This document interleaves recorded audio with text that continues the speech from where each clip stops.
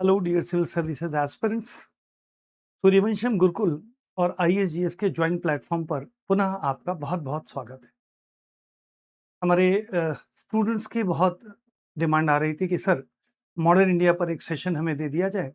अभी तो मैं कुछ ग्लिम्सेस केवल आपको दे रहा हूँ, एक दो टॉपिक आपके बीच में। 12 अप्रैल से लेकर के और 10 मई के बीच में मॉडर्न इंडिया की एक कंप्लीट सीरीज आप सभी स्टूडेंट को हम यूट्यूब पर देने वाले हैं, open for all, free for all. आज फिलहाल एक टॉपिक आपके बीच में लेकर आया हूं जो बहुत इंटरेस्टिंग भी है और यहां से सवाल भी पूछे जाते हैं। टॉपिक का नाम है बैटल ऑफ प्लासी, यानी प्लासी का युद्ध। सवाल, क्या यहीं से शुरू हुआ था भारत में अंग्रेजी राज? इस विषय को समझने के लिए बहुत रिलैक्स मोड में पढ़ेंगे। पहली बार हमारे स्टूडेंट को एक नए इनोवेशन के साथ में लेकर आ रहा हूं विषय, जिसमें विषय को इंटरेस्टिंग भी बनाया गया है और पारंपरिक ज्ञान की निरंतरता भी बनाए रखी गई है। इसमें एआई का इस्तेमाल करते हुए पारंपरिक ऐतिहासिक ज्ञान का एक समायोजन है, जिसमें विशेषज्ञ की विशेषज्ञता और एआई की एक्यूरेसी और सटीकता दोनों ही आपके बीच में मिलेगी। इंटरेस्टिंग भी है, कोशिश करते हैं। ठीक है, सो आप एंजॉय करें और अपनी राय हमें यूट्यूब पर जरूर दें। क्या आगे भी ऐसी क्लासेस आपको कंटिन्यूटी में चाहिए? Thank you. अगर हम इस विषय को समझना चाहते हैं तो इस विषय की यूटिलिटी क्या है? आप आईएएस के एग्जामिनेशन में बैठ रहे हो, पीसीएस के एग्जामिनेशन में बैठ रहे हो, या किसी भी तरह के कॉम्पिटिटिव एग्जाम्स में बैठ रहे हो, ये सभी तरह की परीक्षा के लिए एक महत्वपूर्ण विषय है। यूट्यूब पर जब कोई विषय दिया जाता है तो कोशिश ये की जाती है कि वो सभी के लिए यूजफुल हो। जब हम यूपीएससी और पीसीएस का स्पेशल बैच स्टार्ट करेंगे, जो हम 12 तारीख से स्टार्ट करें, 12 अप्रैल से, इसी 12 अप्रैल 2026 से, तो उसमें कॉम्पिटिटिव एग्जाम के पॉइंट ऑफ व्यू से डिटेल इंफॉर्मेशन हम आपके बीच में शेयर करेंगे। ठीक, अब प्लासी का युद्ध क्या है, इसे समझने के लिए एक टॉपिक है जिसे बोलते हैं आंग्ल बंगाल संघर्ष। भारत में अंग्रेज व्यापारिक समूह के रूप में आए। ठीक है, मैं इधर आ जाता हूं, अपनी फोटो को ओवरलैप करता हूं, इससे विषय आपको क्लियर दिखे। तो एक टॉपिक है आंग्ल बंगाल संघर्ष। अंग्रेजों ने बंगाल के नवाबों के साथ लड़ाई लड़ी। दो बड़ी लड़ाइयां उन्होंने लड़ी, एक तो प्लासी का युद्ध और दूसरा बक्सर का युद्ध। इसके बाद एक समझौता हुआ, इसे बोलते हैं इलाहाबाद की संधि। और इलाहाबाद की संधि के बाद अंग्रेजों को पहली बार भारत में शासन और प्रशासन करने का अधिकार मिला। कहने का तात्पर्य कि एक व्यापारिक कंपनी अब शासक वर्ग के रूप में भारत में दाखिल होती है। इसीलिए ये विषय जो आपके सामने आया कि क्या यहीं से शुरू हुआ अंग्रेजों का भारत में राज, इस विषय को हम कनेक्ट करेंगे। ठीक, अब इस विषय को समझने के लिए, आंग्ल बंगाल संघर्ष को समझने के लिए, अब मैं अपने पारंपरिक क्लास के विषय को लेकर आऊंगा। हमारा आज का विषय है प्लासी का युद्ध। तो अगर हमें प्लासी के युद्ध जैसे विषय को समझना है, ठीक है, अगर हमें प्लासी का युद्ध विषय समझना है, जो 23 जून 1757 ईस्वी को हुआ था, तो इसे समझने के लिए किसी भी कॉम्पिटिटिव या सामान्य विषय के ज्ञान के लिए, आप किसी भी सब्जेक्ट को पढ़ते हो, ये तीन अगर अप्रोच इस्तेमाल किए जाएं तो परीक्षा में पूछे जाने वाले अधिकतम प्रश्नों के उत्तर देना हमारे लिए संभव हो जाता है। चलिए, वो कौन सी चीज है? उसमें एक विषय है पृष्ठभूमि, दूसरा विषय होगा घटनाक्रम, और तीसरा विषय होगा परिणाम व प्रभाव। हमारे क्लास में रेगुलर रहने वाले आप विद्यार्थी इस विषय को बेहतर समझते हैं। ठीक, अब अगर मान लीजिए कि हमें यह विषय पढ़ना है प्लासी का युद्ध, तो इसका बैकग्राउंड क्या है? प्लासी के युद्ध में हमें तीन पक्षों के बारे में जानकारी प्राप्त होनी चाहिए। नंबर 1, इसमें मुगलों की क्या स्थिति है, मुगल शासक।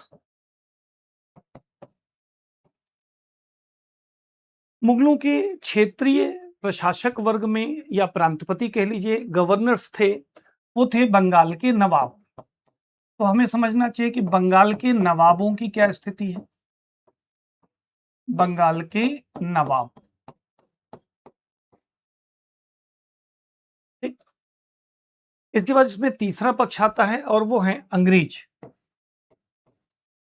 तो हम ये समझेंगे कि इस विवाद में अंग्रेज कहां से आ गए, ठीक। ये तीन बातें जब समझ लेंगे तो हम ये समझ पाएंगे कि आखिर प्लासी के युद्ध का कारण क्या था, ठीक है। चलो, अब इसके बाद हम घटनाक्रम को समझेंगे तो घटनाक्रम को दो हिस्सों में बांट लेते हैं, ठीक। एक होगा पूर्व की घटनाएं, पूर्व की घटनाएं, और दूसरा होगा प्लासी का युद्ध, प्लासी का युद्ध, राइट। इसके बाद हम इसके परिणाम और प्रभाव को समझाने की कोशिश करेंगे, तब इस विषय से रिलेटेड हर छोटी बड़ी जानकारी आपको मिल जाएगी, ठीक ना। अब हम सबसे पहले पृष्ठभूमि को समझने की कोशिश कर रहे हैं और वो है कि मुगल शासकों की क्या स्थिति थी। जब ये समझ लेंगे तब हम बंगाल के नवाबों के बारे में आपको समझाएंगे, उसके बाद हम अंग्रेजों की चर्चा करेंगे, ठीक। चलो, अब इस विषय को समझने के लिए हम आपके बीच में जो मुगल शासकों की स्थिति है जरा हम उसकी चर्चा कर देते हैं, ठीक? यहां पर आप गौर करोगे बहादुर शाह लिखा हुआ है। बहादुर शाह का समय 1707 से 1712 ईस्वी। बहादुर शाह औरंगजेब का पुत्र था। तो औरंगजेब के बाद में क्या कुछ हुआ इसे अगर हम समझना चाहें,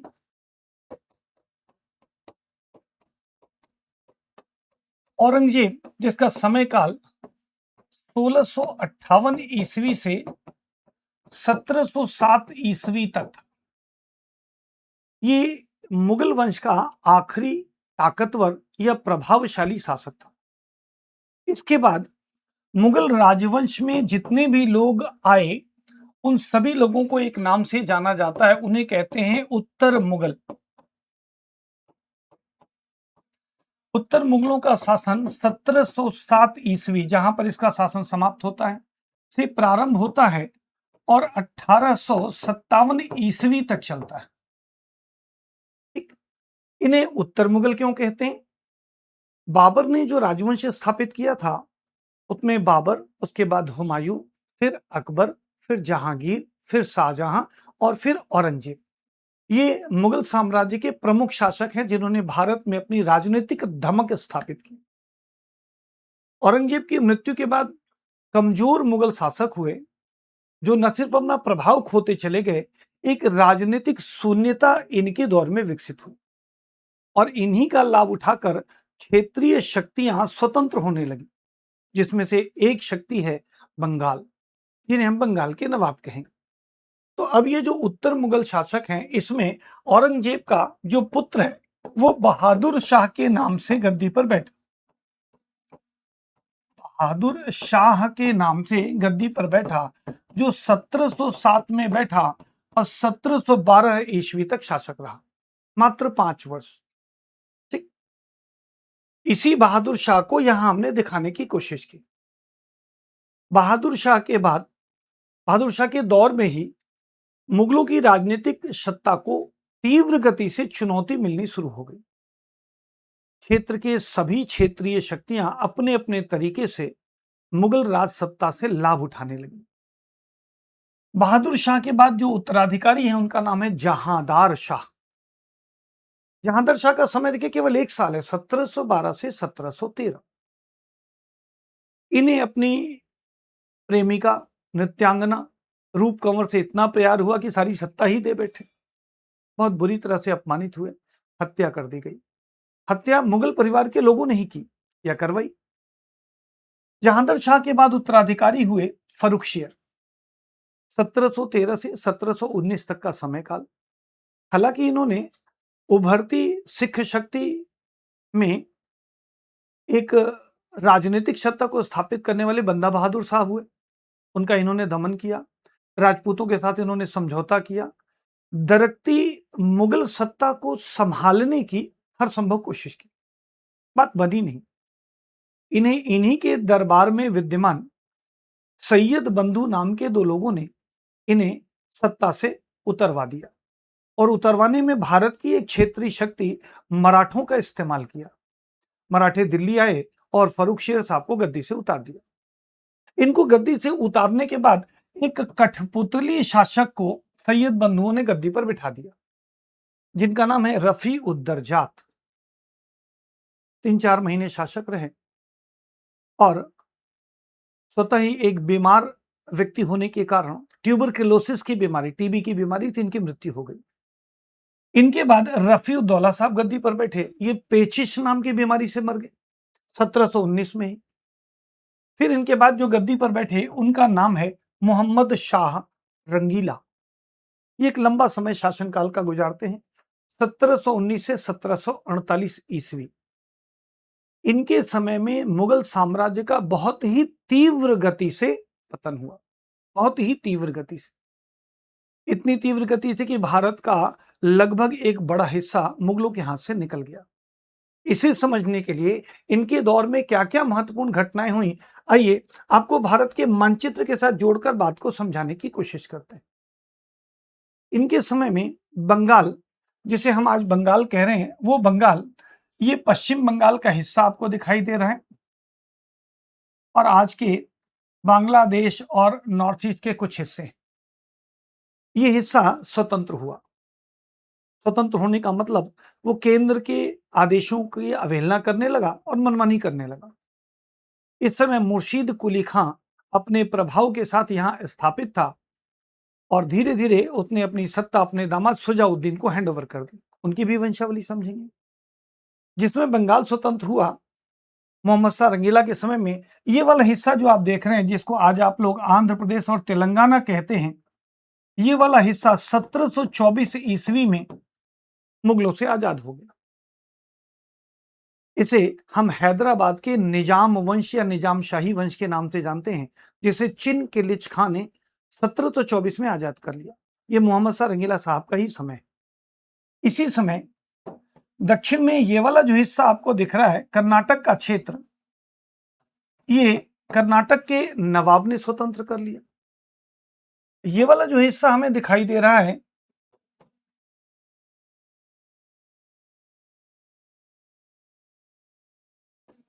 जिसमें आज का गुजरात, मध्य प्रदेश का इलाका, महाराष्ट्र का इलाका, ये सारा मराठों ने अपनी आजादी के तहत रख लिया।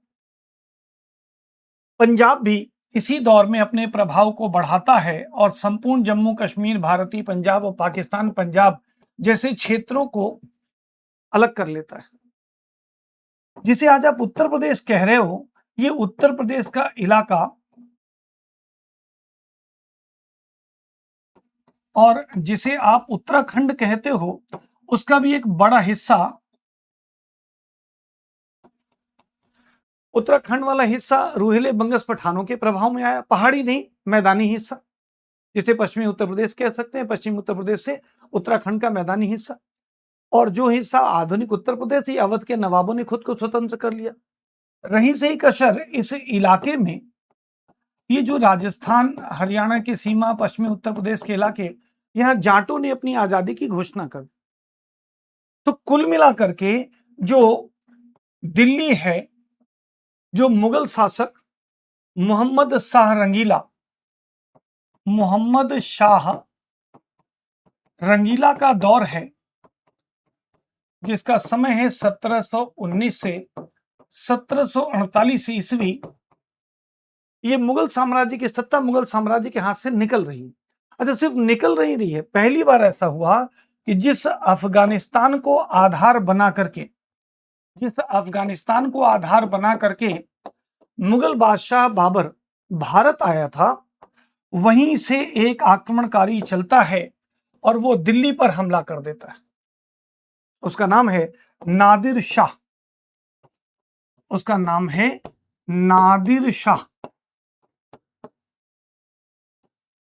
जो 1739 ईस्वी में मोहम्मद शाह रंगीला पर हमला करता है और मुगल खजाने पर झाड़ू मारकर लेकर चला जाता है।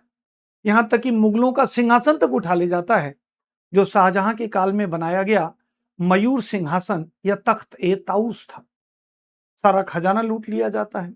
इसी दौरान जो मशहूर कोहिनूर हीरा था वो भी नादिर शाह लूट कर ले जाता है। कहने का तात्पर्य, मुर्शीद कुली खां सॉरी जो मोहम्मद शाह रंगीला है, एक ऐसा मुगल बादशाह, उसके समय में मुगलों ने अपनी बनाई हुई सारी इज्जत लगभग खो दी, सत्ता लगभग खो दी। नाम मात्र के कोई टैक्स दे देता तो बहुत अच्छा, नहीं दे पाता तो मोहम्मद शाह रंगीला उससे वसूली नहीं कर पाते। और जिस अफगानिस्तान को आधार बनाकर मुगलों ने भारत को जीता, वो अफगानिस्तान न सिर्फ उनके हाथ से निकल गया था, बल्कि वहां के आक्रमणकारियों ने इनका पूरा खजाना लूट लिया। कुल मिलाकर के मुगलों के शासनकाल का तीव्र पतन जिस व्यक्ति के दौर में था, वो हम लोगों ने यहां पर पढ़ा, और वो तीव्र पतन हुआ मोहम्मद शाह रंगीला के समय में। यहां तक बात समझ में आ गई। इसमें चूंकि क्षेत्रीय शक्तियां उभरी थीं, तो उन क्षेत्रीय शक्तियों में बंगाल भी एक शक्ति थी। मैंने मुगल बादशाहों के बारे में यहां आपको जानकारी दी। अब हम समझने की कोशिश कर रहे हैं कि मोहम्मद शाह रंगीला के समय में बंगाल की क्या स्थिति थी। ठीक, तो चलिए साहब, थोड़ा बंगाल के नवाबों को भी समझने की कोशिश करते हैं और उनकी वंशावली से बात को समझाने की आपको कोशिश करते हैं। चलिए, सबसे पहले हम बात करते हैं उस व्यक्ति की जिसका नाम है मुर्शीद कुली खां।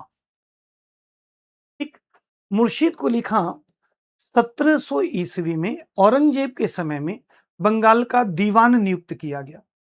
दीवान का अर्थ होता है टैक्स वसूलने वाला पदाधिकारी। 1717 ईस्वी तक आते आते, जब औरंगजेब की मृत्यु हो चुकी थी और उत्तर मुगल शासक गद्दी पर बैठे थे, खासकर फर्रुखशेर का समय है, इस समय तक आते आते इसे सूबेदार भी बना दिया गया, यानी ये बंगाल का सैनिक प्रधान भी बन गया और पैसे की व्यवस्था भी इसी के कंट्रोल में आ गई। 1719 ईस्वी की इस ताकत का इस्तेमाल करते हुए 1739 ईस्वी तक आते आते इसने खुद को लगभग स्वतंत्र कर दिया। या यूं कहें भी तो 1727 तक चलें तो ज्यादा बेहतर है। 1727 ईस्वी तक आते आते मुर्शीद कुली खां लगभग आजाद हो गए और उसने अपने बाद अपने दामाद सुजाउद्दीन को गद्दी पर बिठा दिया। सुजाउद्दीन 1727 से 1739 ईस्वी तक लगभग 12 वर्ष तक बंगाल का नवाब रहा। ये पहली बार हुआ जब किसी प्रांत का प्रांतपति अपना उत्तराधिकारी घोषित कर दे। यही इसकी स्वतंत्रता की घोषणा थी, वरना नियम ये होते थे कि गवर्नर राजाओं के द्वारा नियुक्त या हटाए जाते थे।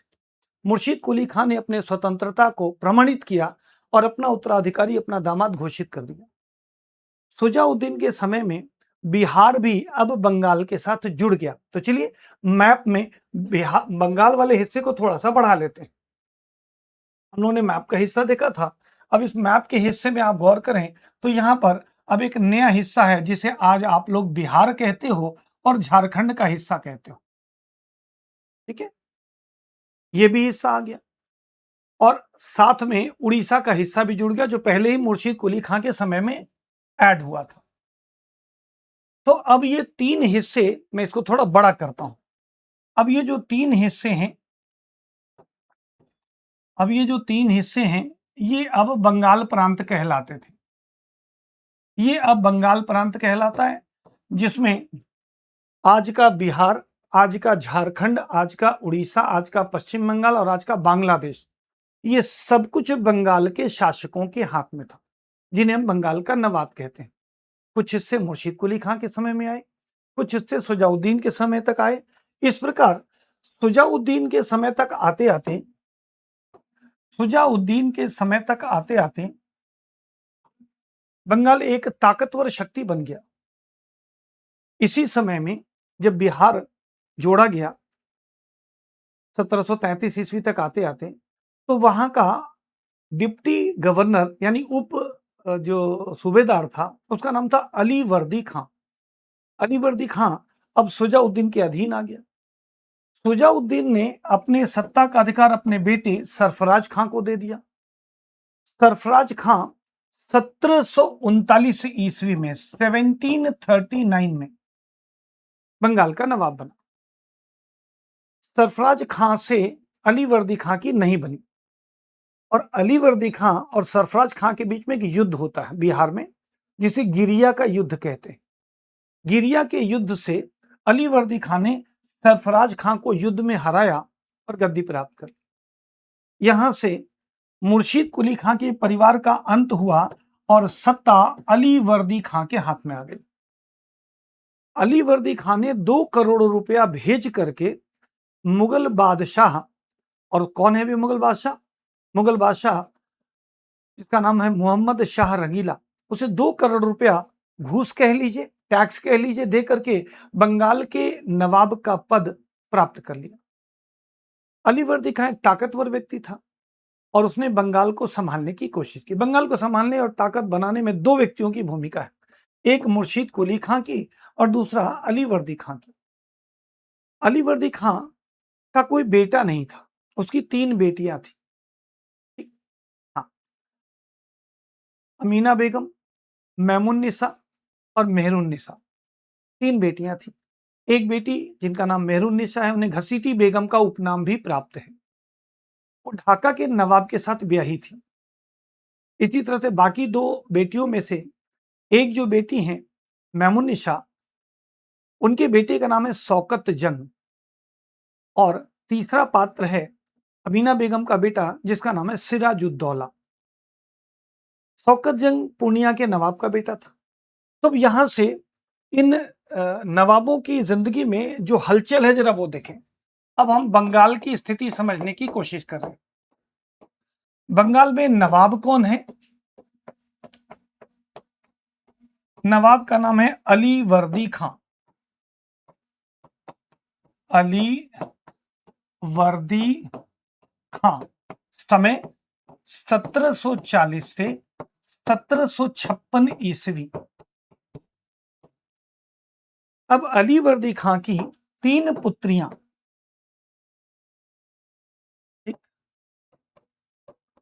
मेहरुन्निसा,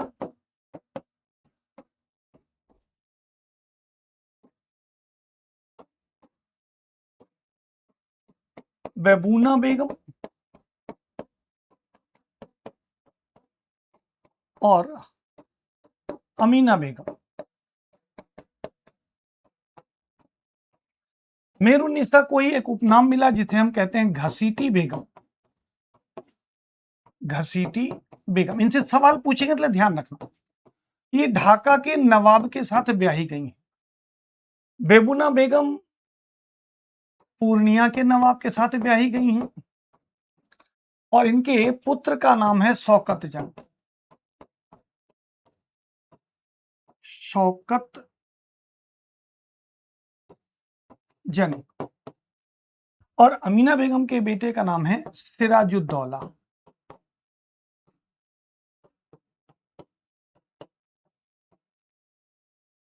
तो बंगाल के नवाब अली वर्दी खां की 3 पुत्रियां, कोई पुत्र नहीं है।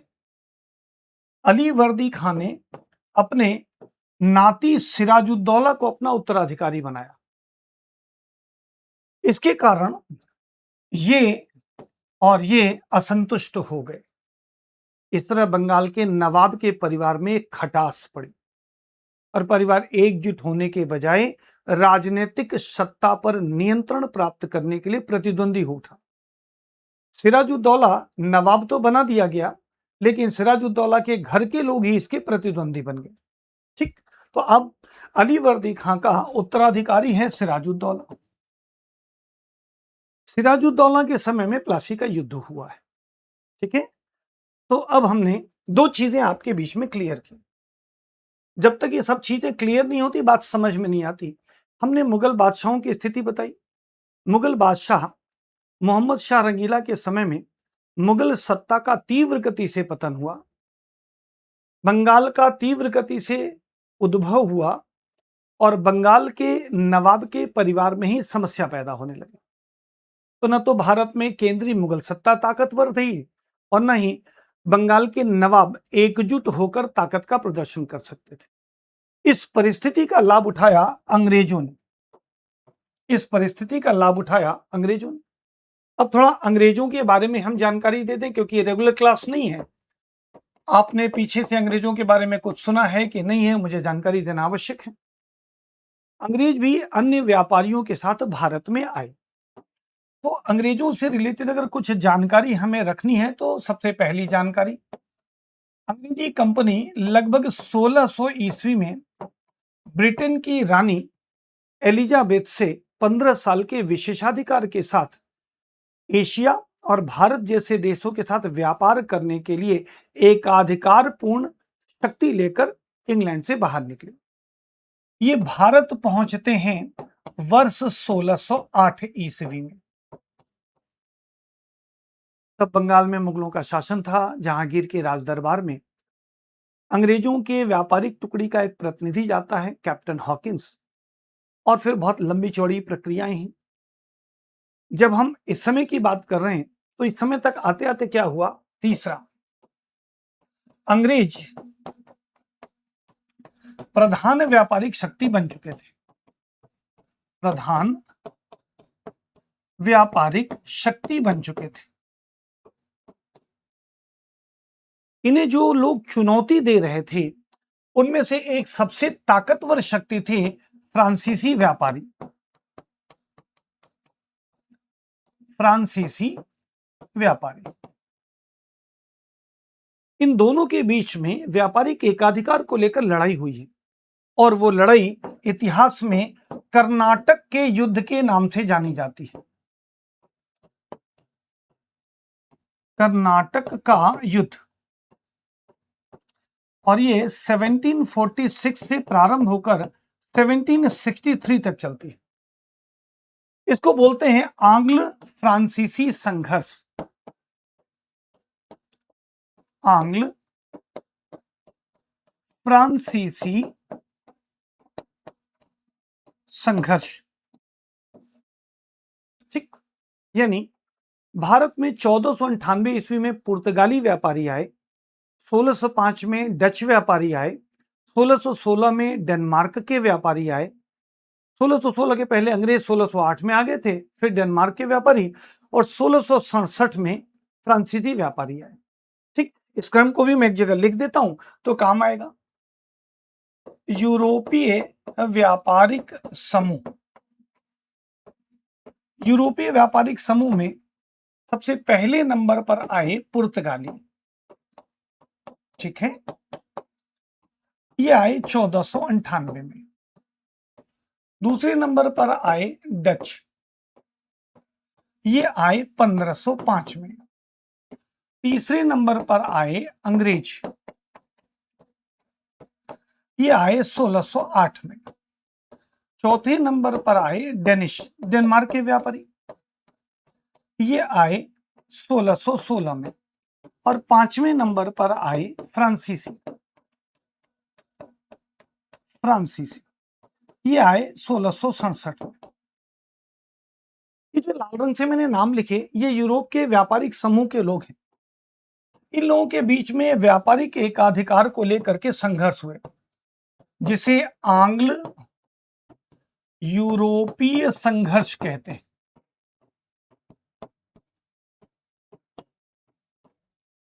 इस आंग्ल यूरोपीय संघर्ष में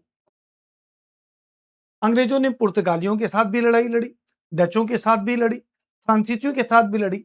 डेनमार्कियों के साथ लड़ाई नहीं हुई। डेनमार्की अपने व्यापारिक फैक्ट्रियां दो ही तो बनाई थी, अंग्रेजों को बेचकर चले गए। तो इसका परिणाम क्या हुआ, अंग्रेजी प्रधानता की स्थापना हुई। अंग्रेजी प्रधानता की स्थापना हुई, यानी अंग्रेज प्रधान व्यापारिक समूह के रूप में स्थापित। अलग अलग चैप्टर्स के अध्ययन के दौरान ये चीजें आपको पढ़ाई जाएंगी। अब हम वापस चलते हैं इस जगह पर। अब प्लासी के युद्ध की पृष्ठभूमि में तीन पक्ष हैं। एक, मुगलों की स्थिति क्या है, तो मुगल राजनीतिक रूप से कमजोर हो रहे हैं, जिससे एक राजनीतिक शून्यता पैदा हुई। इस राजनीतिक शून्यता का लाभ उठाते हुए क्षेत्रीय शक्तियां विकसित हुई, जिसमें बंगाल के नवाब ताकतवर बनकर उभरे। सिराजुद्दौला के समय तक आते आते परिस्थितियां ऐसी हुई कि सिराजुद्दौला यानी बंगाल के नवाब और अंग्रेजों के साथ लड़ाई हुई। इसी लड़ाई को हम प्लासी के युद्ध के नाम से जानते हैं, जिसे हम घटनाक्रम में समझ सकते हैं। जिसे हम घटनाक्रम में समझ सकते हैं। ठीक है, तो यहां तक मैंने आपको पृष्ठभूमि समझाने की कोशिश की 3 लाइन में। पहला, मुगल सत्ता कमजोर हो रही थी जिससे राजनीतिक शून्यता विकसित हुई, क्षेत्रीय शक्तियां उभरी, उसमें से बंगाल के नवाब ताकतवर बन के उभरे। सिराजुद्दौला के समय में अंग्रेजों के साथ इनकी लड़ाई हुई।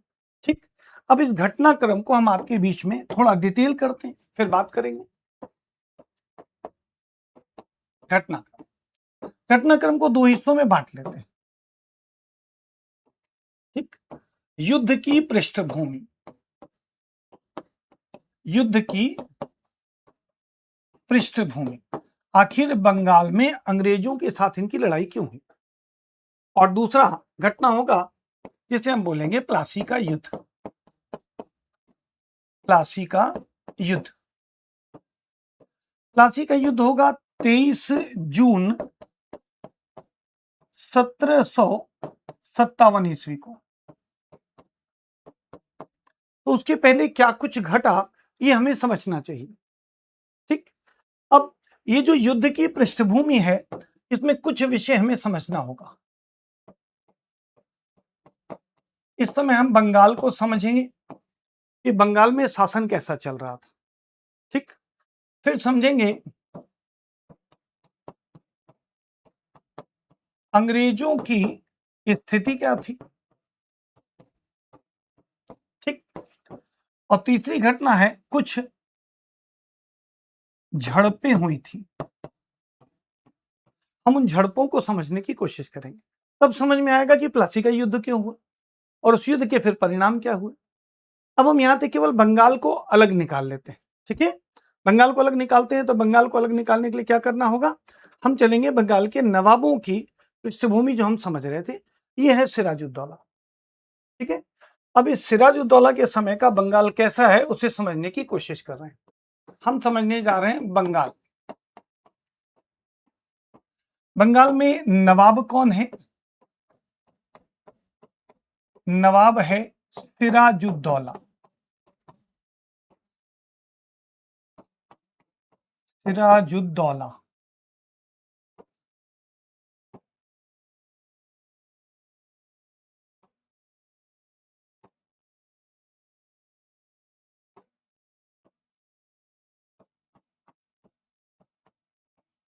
टाइम पीरियड 1756 में गद्दी पर बैठा और 1757 में मारा गया। ठीक, चलिए साहब, अब हम चलते हैं पहली घटना, बंगाल की आंतरिक राजनीति समझते हैं। बंगाल की आंतरिक राजनीति,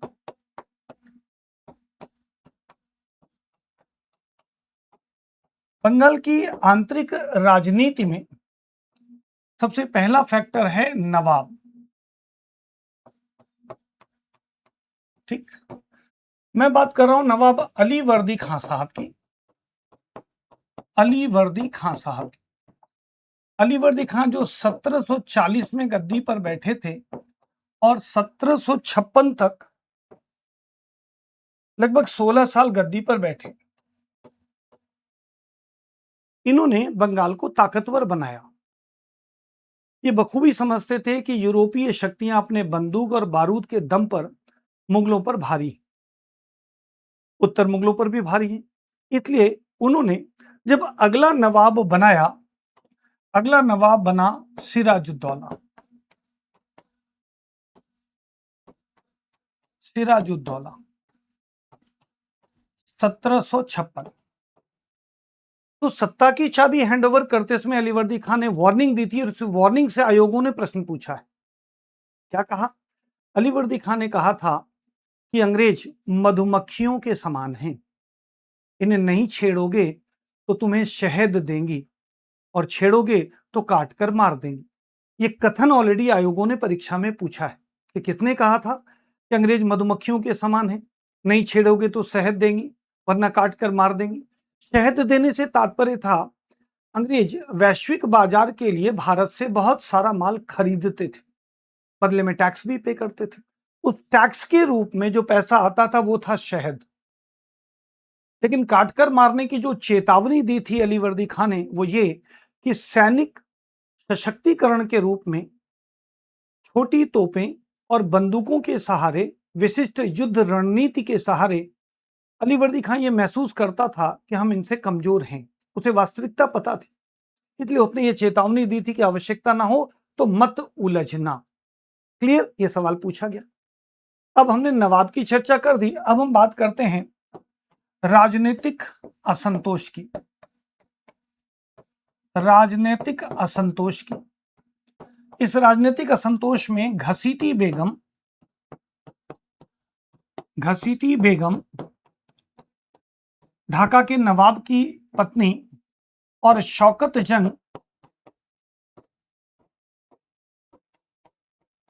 पूर्णिया का उत्तराधिकारी, जो अलीवर्दी खां के पुत्री और नाती थे, इन्होंने भी सत्ता में हिस्सेदारी चाहिए, जबकि सत्ता की मलाई मिल गई सिराजुद्दौला।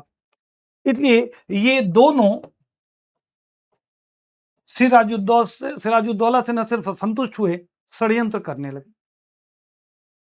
जब राज परिवार में असंतोष पैदा हुआ तो पदाधिकारियों ने भी बदमाशी करनी शुरू कर दी। इसमें से हमें एक पद नाम मिलता है दीवान का, जिसका नाम है राजवल्लभ, और इसके पुत्र का नाम है कृष्ण वल्लभ।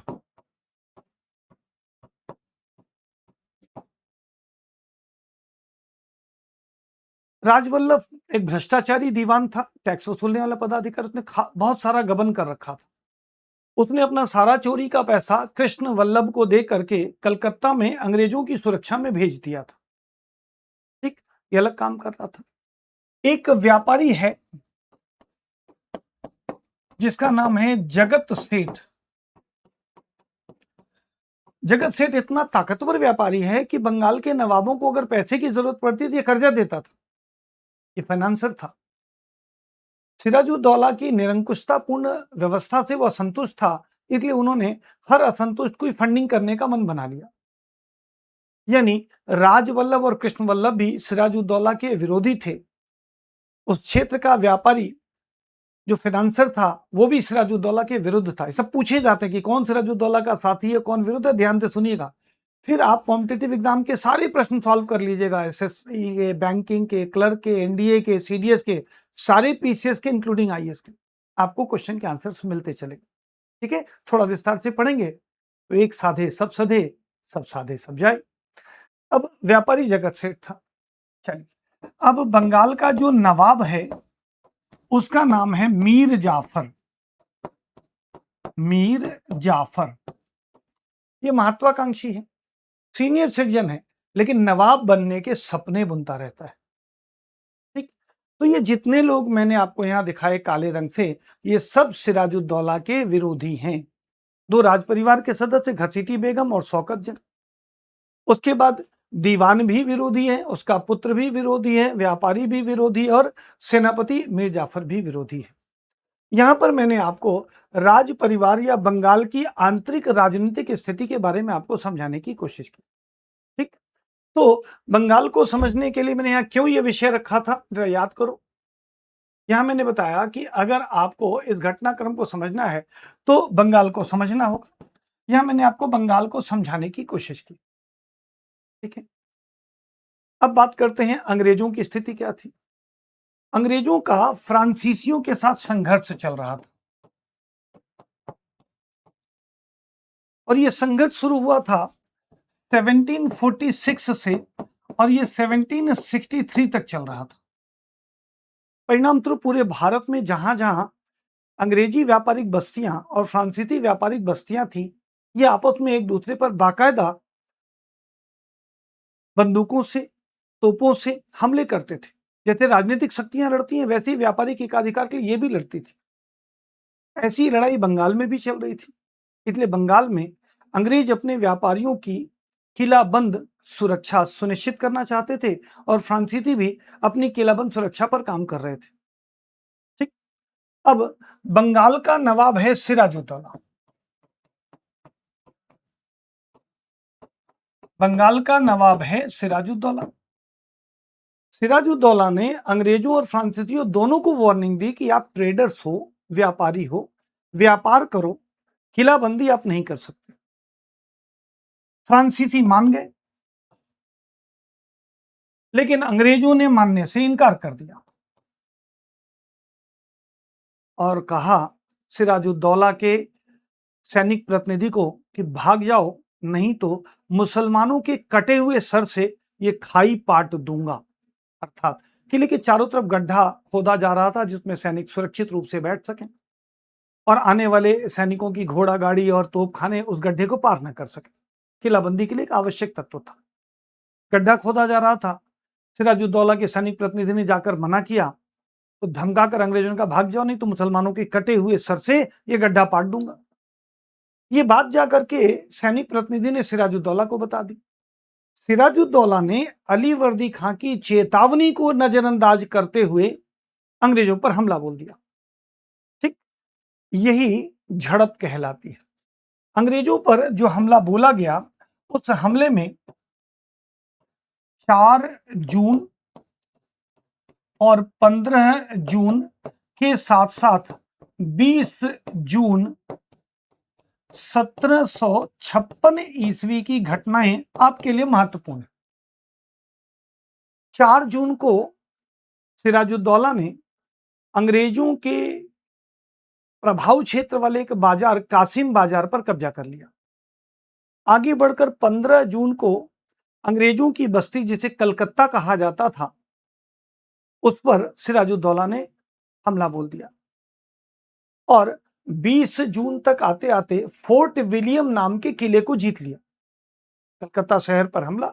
5 दिन के बाद उस राजमहल पर, यहां पर अंग्रेजों के गवर्नर रहते थे, सेनापति रहते थे, सारा मैकेनिज्म वहीं से कंट्रोल होता था, उसका नाम था फोर्ट विलियम। बड़ा खूबसूरत सा भवन है, विक्टोरिया पद्धति का बनाया हुआ स्थापत्य है, आपको आज भी देखने को मिलेगा। 20 जून 1756 ईस्वी को सिराजुद्दौला ने उस पर हमला किया और कब्जा कर लिया। इस कब्जे के बाद उसने अपने एक साथी सेनापति मानिक चंद को इस फोर्ट विलियम का कब्जा दिया और सिराजुद्दौला अपनी राजधानी मुर्शिदाबाद वापस लौट गया। इस 20 जून की घटना को इतिहास में एक नाम दिया गया है, उसे बोलते हैं ब्लैक होल डे।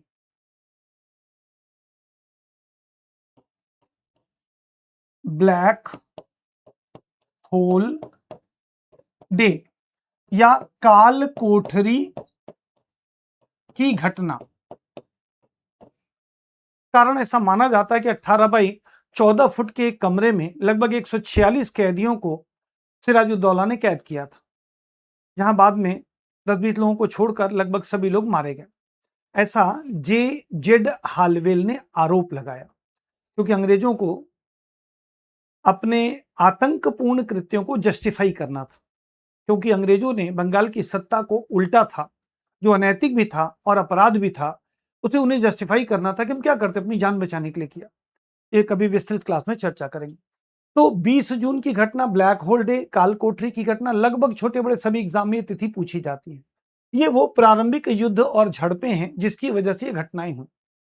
जब कलकत्ता मुख्यालय अंग्रेजों के हाथ से छिन गया तो अंग्रेज घबरा गए। चलिए अब भारत के नक्शे से कुछ आपको समझाते हैं तो और बेहतर समझ पाएंगे। मैं अंग्रेजों को एक पर्टिकुलर कलर दे देता हूं जिससे कि उन्हें हम पहचान सकें बेहतर तरीके से। ठीक, हमने अंग्रेजों के लिए एक ये ऑरेंज कलर यूज कर लिया। ठीक, इन्होंने मुंबई में अपना एक मुख्यालय बनाया था, पहले सूरत में बनाया था, बाद में मुंबई में। एक उन्होंने यहाँ मद्रास में अपना मुख्यालय बनाया था और एक उन्होंने बंगाल के कलकत्ता में अपना मुख्यालय बनाया था। इसको मैं ब्लैक कलर से सराउंड कर देता हूं क्योंकि ये येलो बहुत साफ नहीं दिख रहा है। ठीक, तो भारत में अंग्रेजों के 3 व्यापारिक मुख्यालय थे। बस्तियां तो कई सारी थी, ये 3 मुख्यालय थे। अब ये वाला मुख्यालय अंग्रेजों के हाथ से निकल गया। अंग्रेजों में बेचैनी और छटपटाहट बढ़ गई। लिहाजा इसे दोबारा प्राप्त करने के लिए दक्षिण से एक व्यक्ति को स्थलीय मार्ग से भेजा गया। उसका नाम है रॉबर्ट क्लाइव, और नौसेना लेकर के एडमिरल वॉटसन को कलकत्ता घेरने के लिए भेजा गया। इस तरह 2 सेना 2 मार्गों से बंगाल पहुंच गई। ठीक, यहां के मानचित्र के बाद चलिए हम आपको उस प्रारंभिक घटनाओं की झड़पों को आगे लेकर चलते हैं। ठीक, जी हाँ। क्या हुआ कि 2 जनवरी को 2 जनवरी 1757 ईस्वी को अंग्रेजों ने कलकत्ता को फिर से जीत लिया और 9 फरवरी 1757 ईस्वी को बंगाल के नवाब और अंग्रेजों के बीच में एक संधि हुई। संधि का नाम है अलीनगर की संधि। ये पूछा गया कई बार एग्जाम में, अलीनगर की संधि। संधि की शर्तें विस्तृत क्लास में डिटेल करेंगे। कॉमन रूप से दोनों ने एक दूसरे के आंतरिक मामले में हस्तक्षेप न करने और आक्रमण न करने का वचन दे दिया, लेकिन दोनों ही पक्ष, कौन से दोनों पक्ष, एक तरफ थे अंग्रेज और दूसरे तरफ थे बंगाल के नवाब। दोनों ने संधि तो किया कि आपस में लड़ाई नहीं करेंगे, लेकिन दोनों ही एक दूसरे के खिलाफ काम करना शुरू कर देते हैं। और अंग्रेजों ने जब आगे बढ़ करके, एक स्थान है चंद्रनगर, जो फ्रांसीसियों के प्रभाव का क्षेत्र था, जब अंग्रेजों ने चंद्रनगर को हमला करके जीत लिया तो बंगाल के नवाब सिराजुद्दौला ने इसे अलीनगर की संधि का विरोध बताया, अलीनगर की संधि की विचारों के विपरीत बताया और दोनों के बीच में तल्खियां बढ़ने लगी। इन परिस्थितियों में प्लासी के युद्ध की पृष्ठभूमि तैयार हुई। क्लियर हुई? तो अब मैंने प्लासी के युद्ध को जो समझाने की कोशिश, तो मैं युद्ध की पृष्ठभूमि आपको मैंने डिटेल की, हर छोटी बड़ी बातें आप तक पहुंचाने की कोशिश की। अब हम प्लासी के युद्ध जो 23 जून 1757 हुआ, इसके बारे में हम चर्चा करेंगे। तब जाकर प्लासी के युद्ध और उसके परिणाम प्रभाव हमारे समझ में आएंगे। चलिए साहब, प्लासी का जो युद्ध हुआ, प्लासी का जो युद्ध हुआ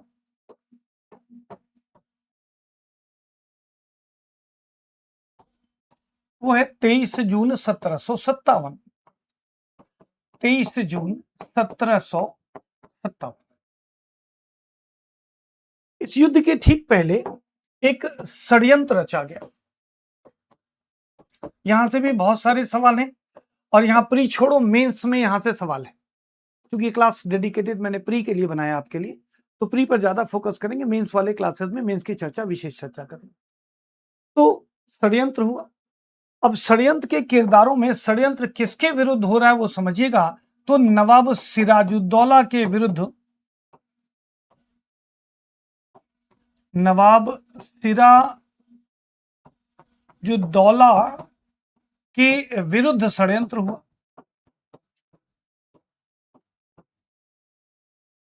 इस षड्यंत्र को ड्राफ्ट किया गया, बाकायदा रिटन डॉक्यूमेंट बनाया गया और डॉक्यूमेंट का कलर भी डिफरेंट था। ध्यान रखना, वहां से भी सवाल बना है। एक है श्वेत पत्र का डॉक्यूमेंट, एक है लाल पत्र का डॉक्यूमेंट। इनके रंगों पर भी सवाल पूछे गए। दरअसल अंग्रेजों ने एक व्यापारी अमी चंद का प्रयोग किया। ठीक, अंग्रेजों ने एक व्यापारी अमी चंद या अमीर चंद का प्रयोग किया। ये एक व्यापारी था। रॉबर्ट क्लाइव नाम के व्यक्ति ने, जो कि दक्षिण भारत से उत्तर भारत गया था और बंगाल को पुनः जीतने और अलीनगर की संधि में उसकी भूमिका थी, उसने अमी चंद के साथ संधि और समझौता किया। यानी रॉबर्ट क्लाइव अब आ गया। रॉबर्ट क्लाइव पेशे से क्लर्क था, लेकिन परिस्थिति और किस्मत ने इसे चमकाया और यह अब एक सैनिक पदाधिकारी बन गया था। चर्चा करेंगे कभी किसी क्लास में कि आखिर इसका उत्थान ऐसे कैसे हुआ। फिलहाल रॉबर्ट क्लाइव बंगाल में अब मेन डिसीजन मेकिंग पर्सन था, जो दक्षिण में मद्रास की तरफ से भेजा गया था। रॉबर्ट क्लाइव ने अमीचंद के साथ एक समझौता किया, यार कोई ऐसा आदमी हमें दे दो जो सिराजुद्दौला की पोल पट्टी हमें बता सके। बोले साहब है ना, एक आदमी है, मैं उससे आपको मिलवा देता हूं, और वो है साहब मीर जाफर। मीर जाफर उसका सेनापति है, लेकिन वफादार नहीं है, वो खुद बंगाल का नवाब बनना चाहता है। क्लाइव ने कहा ठीक मिलवाओ। अमीचंद ने कहा साहब हमें क्या फायदा होगा? तो अंग्रेजों ने लालच दिया कि तुम्हारे माध्यम से ही हम व्यापार किया करेंगे तो तुम्हें एक व्यापारिक मुनाफा मिल जाएगा। बोले ना ये सब तो व्यापार में होता है, यहाँ तो सत्ता में आप कुछ करने जा रहे हो, हमें भी कुछ दो। तो बोले ठीक है तुम मिलवाओ, अगर सब कुछ ठीक ठाक रहा तो तुम्हारे लिए कुछ करेंगे। रॉबर्ट क्लाइव मीर जाफर के साथ मिलता है, अमीचंद भी मध्यस्थ है। मीर जाफर को रॉबर्ट क्लाइव ने नवाब बनाने का ऑफर दिया कि अगर हम तुम्हें बंगाल का नवाब बना दें तो क्या करोगे? तो मीर जाफर का तख्ता उलट देंगे। प्लानिंग तय हुई, एक युद्ध होगा, इसमें मीर जाफर अपनी सेना के साथ युद्ध में शामिल ही नहीं होगा और अंग्रेज अपनी छोटी सैन्य टुकड़ी का इस्तेमाल करके सिराजुद्दौला को पद से हटा देंगे। बदले में मीर जाफर को मिलेगी बंगाल के नवाब की सत्ता और इस युद्ध में जो भी खर्च होगा वो सारा खर्च मीर जाफर वहन करेगा। और युद्ध में जीतने के बाद अंग्रेजों को क्या मिलेगा? अंग्रेजों को इस सत्ता परिवर्तन से मिलेगा पूरे बंगाल प्रांत में, यानी आज का पूरा बांग्लादेश, पश्चिम बंगाल, उड़ीसा, झारखंड और बिहार में टैक्स फ्री ट्रेड करने का अधिकार, कर मुक्त व्यापार का अधिकार मिलेगा। और भी बहुत सारी चीजों की बातें होनी शुरू हो गई। अमीचंद भड़क गया, बोले ये तो कमाल है, मिलवाया हमने, आप दोनों लोग, ये बन जाएगा नवाब, तुमको मिल जाएगा फ्री टैक्स फ्री व्यापार, मुनाफा ही मुनाफा, मुझे क्या मिलेगा? नहीं नहीं, मुझे भी कुछ दो, नहीं तो मैं ये सारी पोल पट्टी सिराजुद्दौला को बता दूंगा। अब मीर जाफर और रॉबर्ट क्लाइव दोनों के हाथ पांव फूलने लगे। समझाया बुझाया गया और अमीचंद का बताओ क्या चाहिए? उन्होंने कहा 30 लाख रुपया। उस जमाने में बहुत बहुत बड़ी रकम, सपने में भी आदमी नहीं सोचता था। बोले 30 लाख रुपया और नवाब का सत्ता परिवर्तन के बाद खजाने में वॉटेवर जितना भी खजाना होगा आधा खजाना। मीर जाफर ने मना कर दिया। क्लाइव ने समझाया मीर जाफर को, चिंता मत करो मैं हैंडल कर लूंगा। रॉबर्ट क्लाइव ने अमीचंद का ठीक, डन, तुम्हारे साथ हम ये संधि समझौता कर ले। बोला ना ना ऐसे नहीं, रिटर्न में होना चाहिए। बोले ठीक। रॉबर्ट क्लाइव ने अपनी टेबल से एक लाल रंग का कागज उठाया और उस कागज पर अमीचंद की मांगों को नोट डाउन करवाया और रॉबर्ट क्लाइव ने अपने साइन कर दिए। तो अमीचंद ने कहा ना ना ना ऐसे नहीं होगा, आपके अलावा भी एक ताकतवर है जो सेना लेकर खड़ा है समुद्र में, उसका नाम है एडमिरल वॉटसन। Admiral Watson. बोले उसके भी सिग्नेचर इस पेपर पे कराओ। रॉबर्ट गया एडमिरल वॉटसन के पास, ने कहा ना नहीं, सब फर्जी काम में हम संधि समझौता नहीं करेंगे। फर्जी इसलिए क्योंकि अमीचंद को दिए जा रहे वचन में से कुछ भी भविष्य में पूरा नहीं करना था। ये एडमिरल वॉटसन को भी पता था, रॉबर्ट क्लाइव को भी पता था। तो रॉबर्ट क्लाइव ने एडमिरल वॉटसन के नकली हस्ताक्षर कर दिए। अमीचंद को क्या पता कि वॉटसन कैसे साइन करता है। तो रॉबर्ट क्लाइव ने एडमिरल वॉटसन के नकली सिग्नेचर के साथ अमीचंद की शर्तों को स्वीकार करके एक लाल पत्र पर एग्रीमेंट ड्राफ्ट किया और उसे दे दिया और एक सफेद कागज पर मीर जाफर के साथ वो सभी शर्तें तय की गई, जैसे सत्ता परिवर्तन के बाद मीर जाफर बंगाल का नवाब बनेगा, इस युद्ध का सारा खर्चा मीर जाफर उठाएगा, इस सत्ता परिवर्तन के बाद अंग्रेजों को कर मुक्त व्यापार का अधिकार मिलेगा, रॉबर्ट क्लाइव को एक निश्चित पुरस्कार की राशि और सेना को व्यय की राशि दी जाएगी, इत्यादि इत्यादि शर्त। ये सफेद पत्र पर, तो रंग तक पूछे गए परीक्षा में, ध्यान रखना। ये सब षड्यंत्र हुआ, ठीक है, ये सब षड्यंत्र तय करके युद्ध का दिन आ गया। बंगाल के नदिया जिले में, बंगाल के नदिया जिले में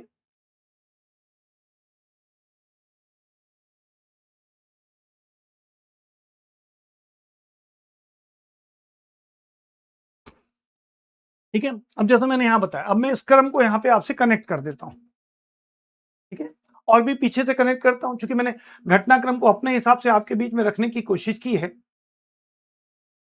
ठीक है।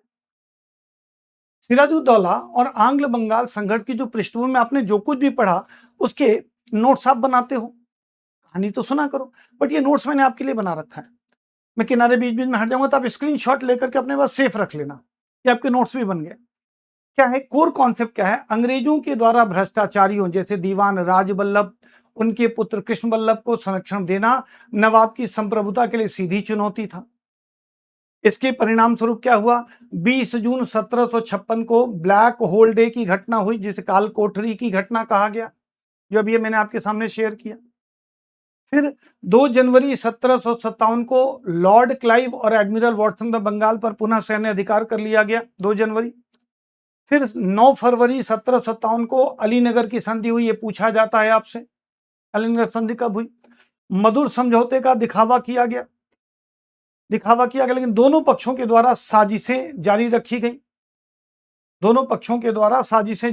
गई, अब इंपॉर्टेंट फैक्ट्स क्या है ये ध्यान रखना है, जहां से सवाल बनते हैं। अलीनगर की संधि अंग्रेजों की एक सोची समझी कूटनीतिक चाल थी, जिसने उन्हें प्लासी के निर्णायक युद्ध की पृष्ठभूमि तैयार करने का समय दे दिया।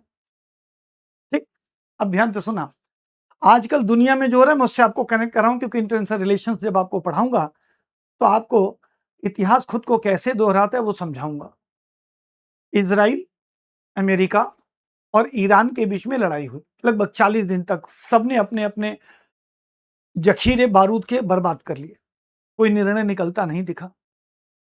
तुरंत अंग्रेजों ने, अब इस बार अंग्रेजों का प्रतिनिधि कौन है, यूएस, डोनाल्ड ट्रंप ने कहा संधि संधि संधि संधि, 2 हफ्ते की संधि, सीज फायर, कोई लड़ाई नहीं करेंगे हम लोग। बोला ठीक जी, कोई लड़ाई नहीं करेंगे। ईरान को भी मौका मिल जाएगा इधर उधर से बारूद इकट्ठा करने का, अपने बिखरे हुए सैन्य संगठन को फिर से जोड़ने का, लीडरशिप तैयार करने का, और इजराइल अपने इनपुट कलेक्ट करेगा, अगला टारगेट किसको बनाऊं। अमेरिका हथियारों का जखीरा भेजेगा इजराइल को, मारो हम पीछे से हैं। इस समय भी यही हुआ। रॉबर्ट क्लाइव ने संधि की अलीनगर की, उसके बाद उसने सिराजुद्दौला के खिलाफ षड्यंत्र शुरू कर दिया और सिराजुद्दौला अपनी संप्रभुता की रक्षा की हर संभव कोशिश करने लगा। इतिहास के लिए एक सेंटेंस है, हिस्ट्री रिपीट इटसेल्फ, इतिहास खुद को दोहराता है। आज नए स्वरूप में दोहरा रहा है, आज ईरान वर्सेस अमेरिका और इजराइल के बीच में लड़ाइयां हैं। इसी तरीके से यहां पर परिस्थिति हुई, ठीक ना। यार जब पढ़ाएंगे तो कभी उस पर और डिटेल चर्चा करें, उसका कारण क्या है, नहीं है, ईरान सही है, कितना गलत अमेरिका है, कितना गलत इजराइल है, सबकी चर्चा होगी, ठीक ना। यहाँ नहीं, रेफरेंस मैंने आपको दिखाया। अब इस बात को समझाने के लिए मैं प्लासी के युद्ध और रॉबर्ट क्लाइव के बीच में जो घटनाक्रम है वो आपको समझाता हूं। अलीनगर की संधि जरूर हुई, लेकिन अंग्रेजों ने खंजर छुपा रखा था नवाब के अगेंस्ट। ठीक, ये आई से आपके लिए थोड़ा सा इंटरेस्टिंग बनाने की कोशिश है मेरी, क्योंकि केवल लेक्चर जब हम लोग देते हैं तो आप थोड़ा सा बोझिल और बोरियत फील करते हो, और कुछ इमेज हमें दिमाग में याद रह जाती है। पहली घटना देखो, मीर जाफर से समझौता, अंग्रेजों ने उसे बंगाल का नवाब बनाने का लालच दिया, बदले में उसने युद्ध का पूरा खर्च और अंग्रेजों को विशेषाधिकार देने का वादा किया। मैंने थोड़ी देर पहले एक्सप्लेन किया। आगे आओ, क्लाइव और वाट्स। वाट्स कौन है, बंगाल की जो फैक्ट्री थी उसका प्रधान था, उसको फैक्टर कहा जाता था, फैक्ट्री के प्रमुख को फैक्टर कहते थे। वो बंगाल का लोकल था, उसको सारी जानकारी थी। तो क्लाइव और बंगाल के व्यापारिक जो प्रतिष्ठान था उसके प्रधान वाट्स ने एक योजना बनाई। व्यापारी अमीचंद से उन्होंने संपर्क साधा। मीर जाफर जो नवाब का सेनापति था उसके साथ उन्होंने गुप्त समझौता किया और लाल कागज पर एक फर्जी हस्ताक्षर वाटसन, ये सवाल चूंकि पूछा गया है कि जो फर्जी षड्यंत्र किया गया तो किस रंग के पत्र पर तैयार हुआ था, तो लाल रंग के। उस पर किसके फर्जी दस्तखत क्लाइव ने किए थे, तो एडमिरल वाटसन के किए थे। इसके बाद सत्ता परिवर्तन के प्रयास होंगे और बेचारा अमीचंद बेमौत मारा जाएगा। तो ये प्लासी के युद्ध के पहले की सारी पृष्ठभूमि मैंने यहां पर आपको समझाने की कोशिश की। अब आते हैं प्लासी के युद्ध की परिस्थितियों पर, कुछ पॉइंट्स यहां पे याद रखना है। प्लासी का युद्ध 23 जून 1757 को हुआ। इसमें कूटनीति की विजय कैसे हुई, स्थान था बंगाल का नदिया जिला। ये पूछा जा चुका है कि जो प्लासी का स्थान है वो है कहां, तो बंगाल के नदिया जिले में पड़ता है। नवाब की तरफ से 23 जून को युद्ध में उसके वफादार सैनिक सेनापति जिन्होंने लड़ाई लड़ी उनके नाम पूछता है, वो है मोहनलाल और मीर मदान, कहीं कहीं मीर मर्दान मिलेगा। और इनका साथ दिया था फ्रांसीसी सैनिकों ने, सिराजुद्दौला का साथ दिया था फ्रांसीसी सैनिकों ने। जबकि धोखा किसने दिया था, तो जो मुख्य सेनापति है मीर जाफर ने पूर्व निर्धारित षड्यंत्र के तहत युद्ध में भाग ही नहीं लिया, जिससे नवाब सिराजुद्दौला की न सिर्फ पूर्ण पराजय हुई, बल्कि वो युद्ध क्षेत्र से अपनी राजधानी मुर्शिदाबाद की तरफ भागा, फिर पटना गया। इस दौरान मीर जाफर के बेटे मीरन ने उसका पीछा किया, गिरफ्तार किया, हत्या किया, उसे नंगा किया और उसकी नंगी लाश को मुर्शिदाबाद के शहर भर में घुमाया।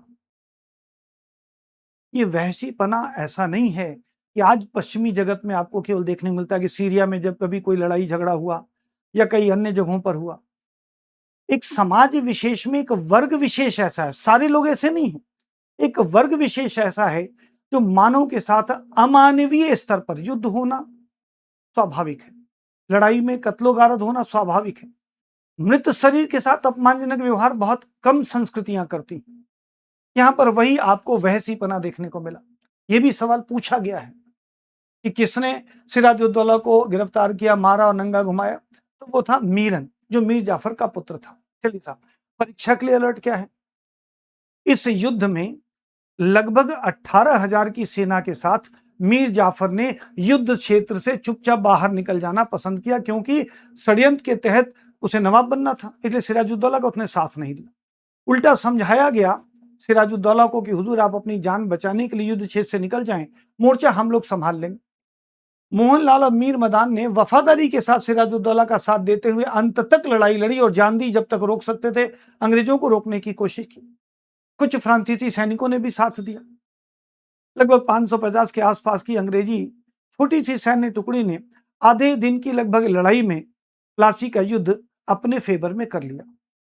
ठीक इस तरह हमने आपको युद्ध संबंधी घटनाक्रम को समझाने की कोशिश की। ठीक है जी हाँ, तो बंगाल को रिलेट करके प्लासी के युद्ध के 3 पहलू में से मैंने 2 पहलू आपके बीच में समझा दी। हमने पृष्ठभूमि आपको डिटेल करने की कोशिश की। हमने घटनाक्रम में पूर्व की घटनाएं, कुछ झड़पें, युद्ध और संधियां, उनकी चर्चा कर दी। प्लासी के युद्ध की हमने चर्चा कर दी। अब जहां से सवाल बनेंगे वो भी है परिणाम क्या हुआ इसका और इसका प्रभाव क्या पड़ा। अगर हम परिणाम और प्रभावों को विस्तार से समझने की कोशिश करें तो प्लासी के युद्ध के बाद परिणाम और परिणाम से होने वाले प्रभावों को हम यहां समझने की कोशिश करेंगे। ठीक, सबसे पहला काम यह हुआ कि बंगाल की सत्ता पर मुर्शिदाबाद, या यूं कहे कि बंगाल की सत्ता पर सिराजुद्दौला को हटाकर मीर जाफर को नवाब बना दिया गया। तो जब हम 360 एनालिसिस करते हैं प्लासी के परिणाम और उसकी राज व्यवस्था पर पड़ने वाले प्रभावों को, एनसीईआरटी में कुछ सीमित जानकारियां केवल आपको मिलेंगी और इसीलिए केवल एनसीईआरटी पढ़कर आप उच्च स्तरीय परीक्षाओं को पास नहीं कर सकते। तो हमने एनसीईआरटी में जितनी बातें लिखी वो तो ले ही लिया है, जो बातें नहीं मेंशन है उसको भी यहां डाल दिया, जिससे कि आपकी पढ़ाई में एक समग्रतापूर्ण समायोजन हो सके। इंक्लूसिव मेथोडोलॉजी का इस्तेमाल किया गया। अब संवैधानिक प्रभाव क्या पड़ा, पॉलिटिकल एंगल से क्या चेंजेस आए। अंग्रेजों को पूरे बंगाल में कर मुक्त व्यापार का अबाधित अधिकार प्राप्त हुआ। पहले वो टैक्स देते थे, लगभग 3,000 रुपया सालाना। रुपया मतलब चांदी के सिक्के, 3,000 चांदी के सिक्के देकर के वो बंगाल में टैक्स फ्री व्यापार पहले से कर रहे थे, मुगलों के समय से 1651 ईस्वी से कर रहे थे, जब शाहजहां का शासन था और उसका बेटा शाह सुजा बंगाल का नवाब था। तब से अंग्रेजों को ये विशेषाधिकार प्राप्त थे। वो 3,000 रुपया भी देना अब इनके लिए माफ हो गया, यहां से इन्होंने ले लिया। ठीक, अब इसमें मीर जाफर बंगाल का नया नवाब बन गया, अंग्रेजों को टैक्स फ्री व्यापार मिला और इसमें कुछ नई चीजें हुई। जैसे भारत में ब्रिटिश सत्ता की नींव इसी युद्ध से मानी जाती है। क्यों मानी जाती है, गौर से सुनिएगा, मैं आपको कनेक्ट कर रहा हूं। आर्थिक लूट शुरू हुई अंग्रेजों की। अंग्रेजों ने भारतीय राजनीतिक शक्तियों को लड़वाना और इस युद्ध से लाभ लेना शुरू कर दिया। कैसे किया जरा देखो। रॉबर्ट क्लाइव को लगभग 34,000 पाउंड की राशि निजी स्तर पर मिली और ब्रिटिश सेना को 50,000 पाउंड की राशि मिली। इस प्रकार पहली बार अंग्रेजों को अपने देश से पैसा लाए बिना भारत से ही पैसा पैदा करने की योग्यता इन्होंने विकसित कर ली। आगे इस घटनाक्रम को वो और बढ़ाएंगे। इनके मन में भारत के आर्थिक दोहन का एक तरीका इन्हें मिल गया था। इस प्रकार प्लासी के युद्ध से ये राजनीति पर अप्रत्यक्ष नियंत्रण स्थापित करने में सफल हुए। इसे हम प्रभाव कहते हैं। परिणाम तो यह हुआ कि राजनीतिक सत्ता का परिवर्तन हुआ। परिणाम यह हुआ कि अंग्रेजों को टैक्स फ्री व्यापार का अधिकार मिला। परिणाम यह हुआ कि रॉबर्ट क्लाइव को निजी स्तर पर 34,000 पाउंड का धनराशि और ब्रिटिश सेना को 50,000 पाउंड की धनराशि मिल गई। लेकिन इसका दूरगामी प्रभाव यह पड़ा कि अंग्रेजों ने अब सत्ता परिवर्तन का खेल शुरू किया। मीर जाफर को पहले कुछ दिन तक सत्ता में रखा और उससे ढेर सारे अधिकार मांगते रहे। जब उसने देने से मना किया तो मीर जाफर को कान पकड़ करके गद्दी से हटा करके मीर जाफर के सेनापति और उसके दामाद मीर कासिम को गद्दी पर बिठाया। कब? 1760 में, 3 से 4 साल के बाद। फिर मीर कासिम से बहुत सारी सुविधाएं उगाई। जब मीर कासिम ने हाथ खड़े कर दिए तो मीर कासिम को भगोड़ा घोषित कर दिया और बंगाल में फिर से मीर जाफर को गद्दी पर बिठा दिया। और मीर कासिम बंगाल से अवध गया। उसने अवध के नवाब और बंगाल में भारत के मुगल बादशाह शाह आलम द्वितीय को हस्तक्षेप करने के लिए राजी कर लिया। एक टिकड़ी बनी। अवध का नवाब शुजाउद्दौला, बंगाल का पद से हटाया गया नवाब मीर कासिम और मुगल बादशाह शाह आलम द्वितीय तीनों मिलकर के बंगाल में प्रवेश करते हैं। आधुनिक यूपी बिहार के बॉर्डर पर बक्सर नाम के स्थान पर बंगाल की सेना, जिसमें अंग्रेज और मीर जाफर के प्रतिनिधि थे, और दूसरी तरफ से तिकड़ी लड़ती है। इसे बक्सर का युद्ध कहते हैं। 22 अक्टूबर 1764 ईस्वी को बक्सर का युद्ध होगा और इस बक्सर के युद्ध के बाद अगस्त 1765 ईस्वी में इलाहाबाद नाम के स्थान पर संधि होगी और अंग्रेजों ने कठपुतली शासन के दौर को खत्म किया। पहले उन्होंने मीर जाफर को कठपुतली बनाया, फिर मीर कासिम को कठपुतली बनाया, फिर दोबारा मीर जाफर को कठपुतली बनाया। इलाहाबाद की संधि से मुगल बादशाह शाह आलम द्वितीय से समझौता करके 12 अगस्त सन 1765 ईस्वी की इलाहाबाद की संधि से अंग्रेजों को बंगाल प्रांत पर शासन करने का अधिकार स्वयं मुगल बादशाह ने दिया और इस प्रकार पहली बार अंग्रेज भारत में व्यापारी की जगह पर राजनीतिक सत्ताधारी व्यक्ति बने, जो प्लासी के युद्ध का ही एक दूरगामी परिणाम था। इसलिए हम लोगों ने जो विषय उठाया था, जो विषय हमने पढ़ने की कोशिश की थी, जो शुरुआत जहां से की थी, जरा उस पहले स्लाइड को आपके सामने रखता हूं कि क्या यहीं से शुरू हुआ था अंग्रेजों की राज का दौर? जी हां। पहले कठपुतली शासकों को बिठाना, फिर डायरेक्ट अपनी सत्ता को हाथ में लेना। और ये आसान नहीं था। बेड ऑफ रोजेस नहीं मिला था उन्हें, कांटों का ताज मिला था। उन्होंने एक एक कांटे को भारत से निकाला और उसे कहते हैं आंग्ल भारतीय संघर्ष। कैसे कैसे भारत की क्षेत्रीय शक्तियों को उन्होंने हराया, उन सब को आपको मैं विस्तृत क्लासेस के दौरान पढ़ाऊंगा। अब बात करते हैं थोड़ा एग्जाम के एक दो अन्य बिंदुओं को और कुछ प्री में पूछे जाने वाले सवाल। यह एक मैंने क्वेश्चन लिया है। यूपीएससी अक्सर क्या करता है, कंफ्यूज करने वाले कथन देता है। एक ट्रैप है यूपीएससी अगर बिठाता है तो, और पूछा जा चुका सवाल है। कथन: प्लासी के युद्ध के बाद अंग्रेजों ने भारत की पूर्ण राजनीतिक सत्ता तुरंत अपने हाथों में ले ली थी। क्या यह कथन सही है? Answer is no. तो हुआ क्या था?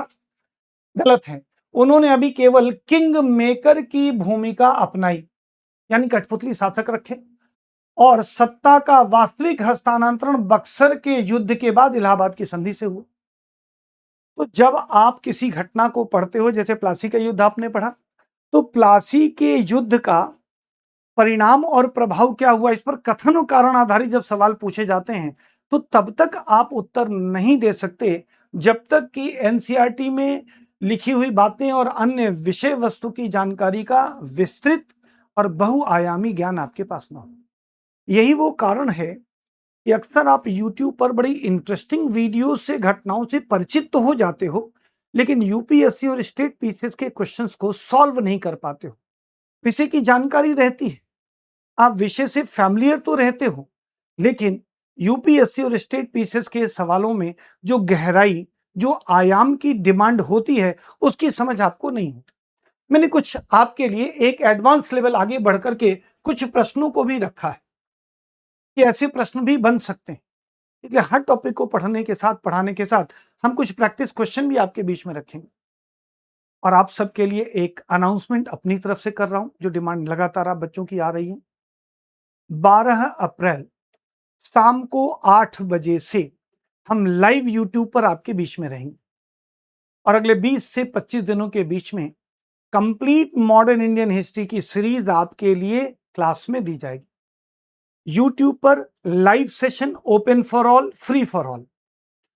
तो आप सब लोग परीक्षा में मॉडर्न इंडियन हिस्ट्री की जो इंपॉर्टेंस है उसे देखते हुए, ये फिर भी थोड़ा मैंने संक्षेप में आपको पढ़ाया, उस क्लास में हम डिटेल पढ़ाएंगे कि बच्चे कुछ आयाम जो रह गए हैं वो भी उसमें शामिल किए जाएं, जिससे किसी भी तरह का प्रश्न आयोग बनाए तो आप प्रश्नों के उत्तर दे सकें। ठीक है, चलो अब क्वेश्चन लिखते हैं। Consider the following statement regarding उत्तर मुगल काल। उत्तर मुगल काल का एक सवाल हमने लिया है। नंबर 1, दिल्ली समझौता मुगलों और मराठों के बीच फर्रुखसियर के शासनकाल में हुआ। क्योंकि टॉपिक आपने नहीं पढ़ा, जब हम आंग्ल बंगाल संघर्ष पढ़ाएंगे तो आप बताएंगे कि फर्रुखसियर के समय फर्रुखसियर को सत्ता से हटाने के लिए क्या किया गया था, तब ऐसे प्रश्नों के उत्तर दे पाओ। दूसरा स्टेटमेंट, नादिर शाह ने फर्रुखसियर के शासनकाल में भारत पर आक्रमण किया था, यह गलत है। ये तो मैंने अभी बताया कि मोहम्मद शाह रंगीला के समय में हुआ था। दिल्ली समझौता वह समझौता है जिसमें मराठों और सैयद बंधुओं के बीच में एक समझौता हुआ था कि फर्रुखसियर को गद्दी से उतारना है। तो ये कथन सही है, जब पढ़ाएंगे तो आप समझ पाओगे। तीसरा, 1857 के विद्रोह के समय बहादुर शाह द्वितीय जफर मुगल बादशाह थे। ये बात सही है, लेकिन अभी 1857 आपने नहीं पढ़ा, तो उसमें 2 स्टेटमेंट आपके सही हैं। तो आपसे ऑप्शन है only 1 statement is correct, only 2 statement is correct, तो ओनली 2 स्टेटमेंट इज करेक्ट। 1857 के विद्रोह के समय बहादुर शाह द्वितीय जफर मुगल बादशाह थे। इसी तरह से मैं वो क्वेश्चन ले लेता हूं जो क्वेश्चन प्लासी के युद्ध से रिलेटेड है। अभी अभी आपने प्लासी का युद्ध पढ़ा है तो ज्यादा बेहतर कर पाओगे। अब ये क्वेश्चन है केवल प्लासी के युद्ध और संधियों से related. Consider the following statement regarding Plassey का युद्ध और संधियां। पहला, अलीनगर की संधि लॉर्ड क्लाइव और मीर जाफर के बीच में हुई थी। नहीं, अलीनगर की संधि सिराजुद्दौला के साथ हुई थी। तो स्टेटमेंट कैसा है? गलत है। काल कोठरी की घटना सिराजुद्दौला के शासनकाल में हुई थी, यह बात सही है। तीसरा, प्लासी के युद्ध में मोहनलाल और मीर मदान ने नवाब सिराजुद्दौला को धोखा दिया था, यह गलत बात है।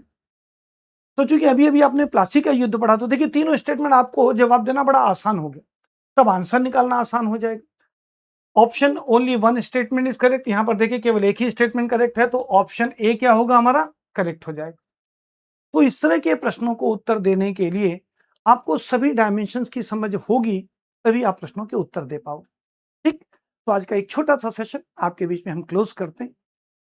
आप अपने विचार, अपने अनुभव हमें जरूर स्टेटमेंट में नीचे कमेंट में दे दें, जिससे आपकी आवश्यकता के अनुरूप हम आपको यूट्यूब पर ऐसे बहुत सारे सेशंस दे सकें।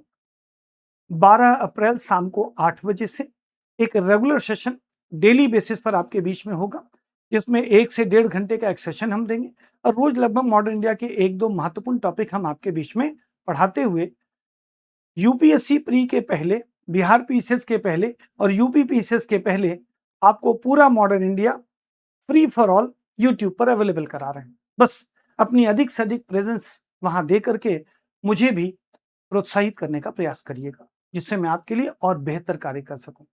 Thank you very much.